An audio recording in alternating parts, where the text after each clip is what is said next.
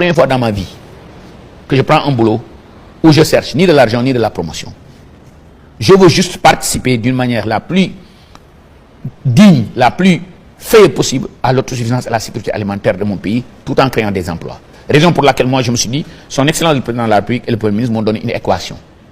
Voici ce que nous importons, essayez-nous de le produire localement tout en créant des emplois. C'est exactement ce que je me suis dit. Maintenant, à chaque année, on va réajuster, et mon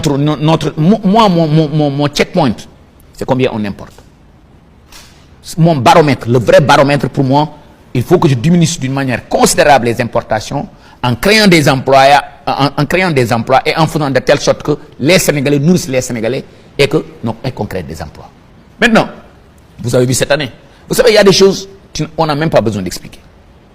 Madame, si on vous dit que cette année, il y a de la production de pommes de terre et la production d'oignons est record, vous le croyez ou vous ne le croyez pas? Parce que le prix, il est là. Partout, vous allez dans les marchés, vous le voyez. Bon, j'ai dit quelque chose qui a beaucoup fait rire au Premier ministre, imaginez maintenant le jour où on fera de telle sorte que la production... Attends, vous avez vu ce qu'on a vu dans les usines de Sonacos, hein? Partout où vous allez, vous voyez ces montagnes d'arachides, comme quand on était jeune, ce qu'on voyait. Donc moi, je me suis dit que les statistiques agricoles, je crois fermement que ça a été manipulé. Maintenant, point n'est besoin de s'attarder sur ça. Pour moi, ensemble, co-construisons ce pays, ensemble, reconstruisons le capital semencier, ensemble, faisons les infrastructures stratégiques. Et la bonne nouvelle, c'est quoi? L'argent ne manque pas. J'ai trouvé dans mon ministère plus de 320 millions de dollars de budget.